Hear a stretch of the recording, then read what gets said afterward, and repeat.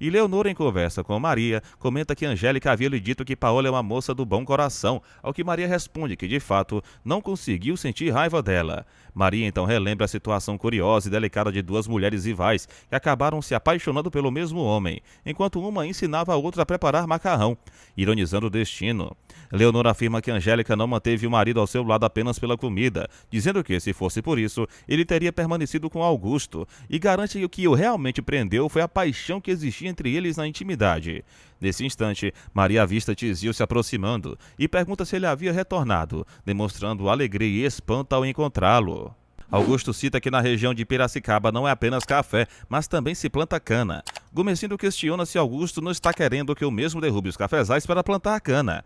Augusto diz que não está querendo isso e cita algodão. Porém, Gumecindo cita que não irá plantar algodão, cana, arroz ou feijão, alegando estar cansado de saber disso, e cita que não irá vender suas fazendas para entrar na indústria devido não entender nada de fabricar. Maria questiona se Gumecindo sabe quem voltou lá, alegando ter sido Tizil e ressaltando que ele voltou com o outro. Gumecindo pede para Maria dizer a Leonora para proporcionar comida aos dois. Maria questiona se eles podem ficar na senzala. Gumecindo autoriza. Augusto diz que estava falando que o país está começando a se industrializar e cita os imigrantes de todas as raças que estão chegando e fala sobre quem está fabricando a cerveja. Gumecindo questiona quem. Bartolo caminha. Leonora entrega 2 pratos de comida para Tizil. Leonora diz que adora Tizil. Maria fica pensativa. Por sua vez, Tizil entrega um dos pratos para José. Ambos comem. Tizil ressalta em sua mente que José está comendo a comida do pai dele e sequer sabe, mas ele dá a entender que não pode falar sobre. José questiona por que Tizil está olhando o mesmo desse jeito. Tizil diz não ser nada e pede para ele comer. José fica desconfiado. Mateu se encontra em mais um dia de trabalho. Mateu caminha com Amadeu. Juliana coloca comida nos potes. Amadeu pergunta se Mateu pensou no que ele falou. Porém, Mateu diz não ser certo e sequer justo. Amadeu diz que faz tudo. Mateu pede para Amadeu ir lá e falar com Francisco e acertar tudo, alegando para tirar ele da história. Mas Amadeu ressalta como ele irá deixar Mateu fora, dando a entender que quem Francisco deseja ajudar é Mateu e Juliana, mas não ele. Mateu diz que Francisco está com a consciência pesada. Mateu diz não querer se humilhar, indo pedir dinheiro para Francisco. Porém, Amadeu diz que Francisco quem está oferecendo. Juliana chega e questiona o que Amadeu e Mateu estavam conversando. Mateu diz que nada, mas Amadeu nega, alegando que Mateu não quer aceitar a ajuda de Francisco. Juliana diz saber. Amadeu pergunta se Juliana está de acordo com isso. Amadeu garante que se o mesmo for na casa bancária pedir o empréstimo para eles começarem o negócio de construção, Francisco não iria atender ele. Amadeu diz que já perderam muito tempo no país. Juliana olha para Mateu e em seguida cita a Amadeu que irão aceitar a ajuda do senhor Francisco. Damião fecha o portão. Janete questiona se a italiana do retrato tem aparecido na casa bancária. Francisco diz não saber e Francisco pergunta a Marco Antônio. Por sua vez, Marco Antônio questiona do que Janete está falando. Janete comenta que a italiana do retrato. Janete repete sua pergunta. Marco Antônio diz que Paola não tem aparecido na casa bancária. Marco Antônio diz que quem mais aparece na casa bancária é Anacleto. Francisco questiona por que estão falando deles. Janete diz ser por nada. Francisco pede para deixarem ele comer em paz. Juliana fica pensativa. Mateu abraça Juliana por trás. Juliana beija Mateu. Mateu e Juliana sobem as escadas e, na sequência, ambos tomam banho juntos na banheira com espuma. Juliana diz não se conformar de sua filha não estar com ela. Mateu cita que Juliana tem que pensar que a filha dela está bem onde está. Juliana diz não ser fácil de aceitar isso e questiona se não adianta ela procurar a justiça.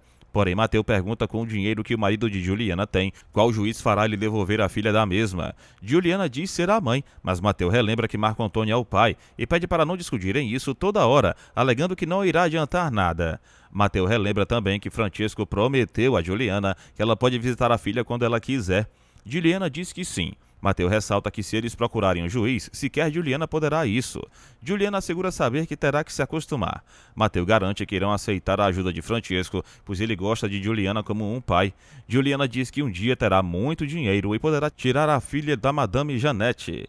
Mateu e Juliana acabam se beijando. Juliana diz amar Mateu. Mateu diz o mesmo para Juliana e os dois se beijam apaixonados. Marco Antônio cita que sua vontade agora era voltar à fazenda e agradecer a Rosana pela mesma ter dado o endereço, alegando que graças a ela estão com a filha em casa. Francesco cita que a filha de Marco Antônio é belíssima como a mãe. Mariana serve Marco Antônio e Francesco. Em seguida se retira ao dar boa noite. Marco Antônio pede para Francesco não falar da mãe de sua filha. Francesco cita que Marco Antônio não deve guardar ódio no coração.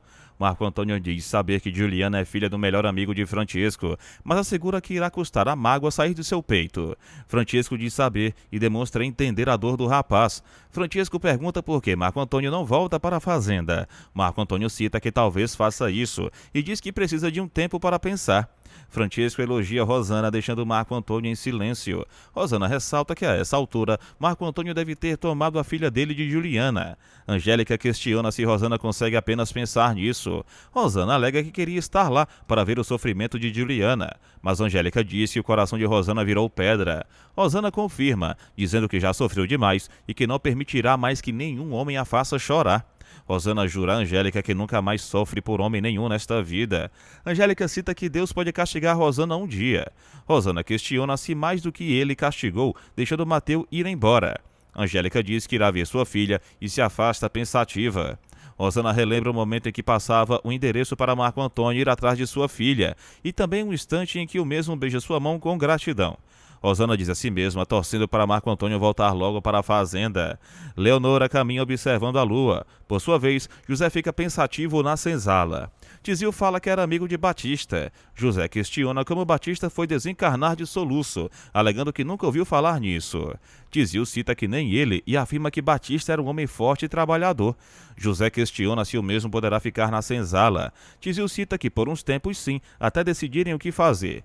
José cita que está achando que fizeram besteira em vir para a fazenda. Tizio pergunta por quê, alegando que José queria se esconder do feitor. Tizio cita não ter assombração nenhuma na senzala. José diz não ter medo de assombração nenhuma. Tizio diz que de vez em quando ouvia um gemido na senzala e José pede para Tizio parar de brincar com isso. Tizio diz que Mateu também ouvia os lamentos e citava que não gostava quando Atenor vinha dormir na senzala. José questiona o motivo. Tizio cita que os gritos eram maiores devido à raiva dos escravos com Atenor.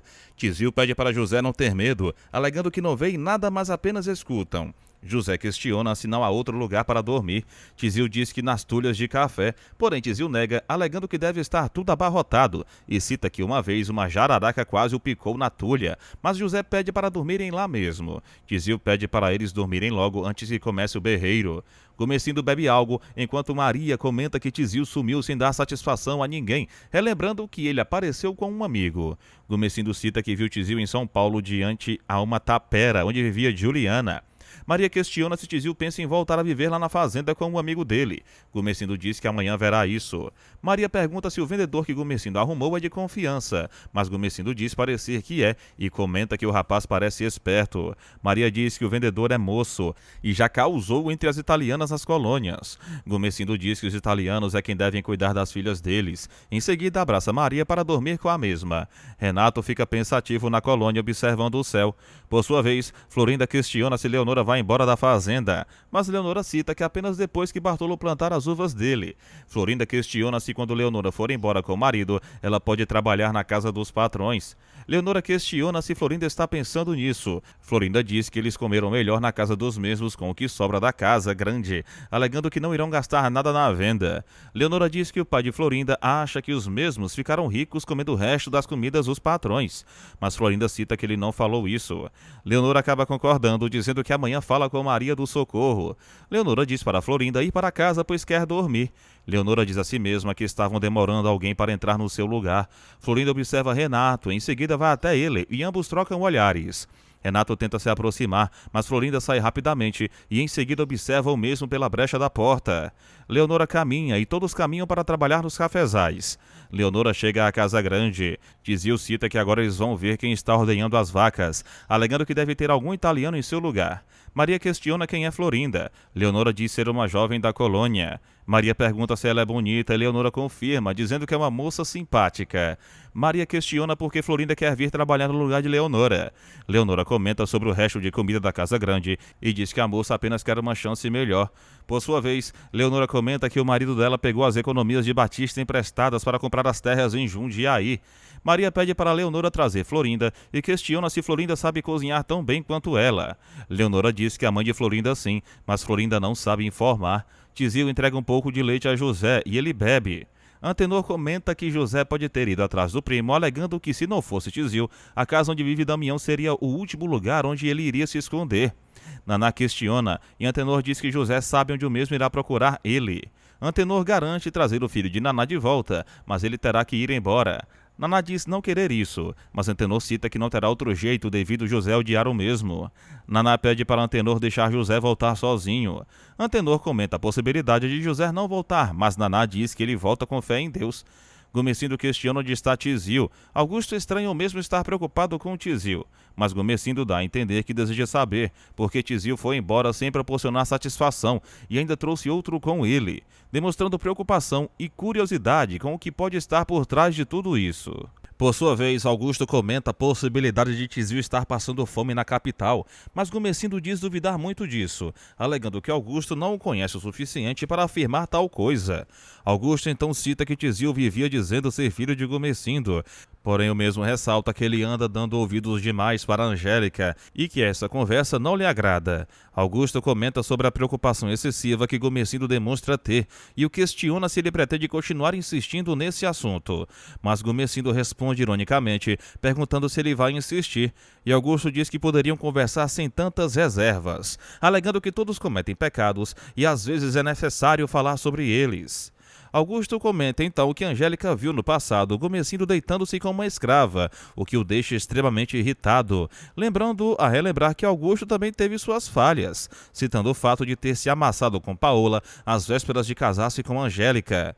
Augusto tenta se justificar dizendo que tocou nesse assunto apenas porque uma das escravas saiu da fazenda levando um filho de Gumecindo e questiona se esse erro não se chama justamente Tizil, deixando Gumecindo pensativo, embora ele garanta que não pode ser verdade. Augusto insiste e pergunta o motivo de Tizil ter voltado, mas Gumecindo cita que Augusto tem uma imaginação muito fértil e recorda que o próprio Tizil já lhe disse em seu rosto ser filho dele.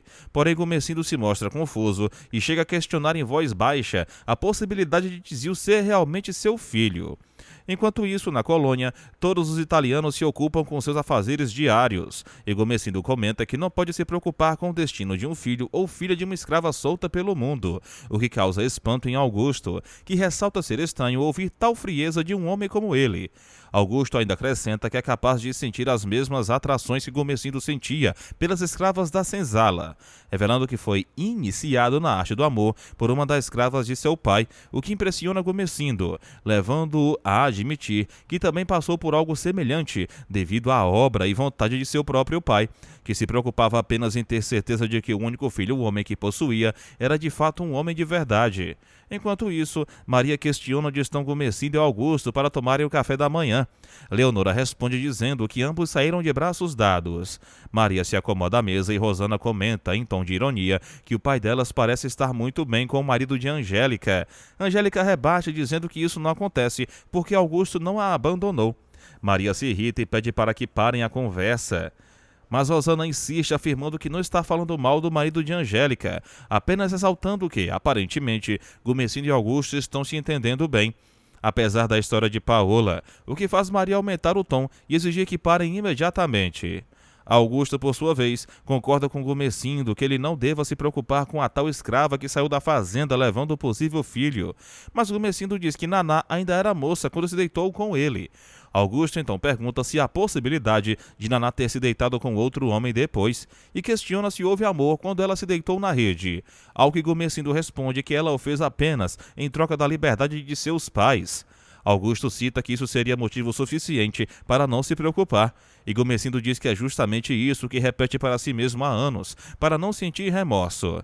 Nesse momento, Tizil aparece trazendo consigo o primo José, e Gumecindo logo pergunta por que ele voltou, mas Tizil responde que simplesmente teve vontade, e acrescenta que seu primo José não tinha onde ficar em São Paulo.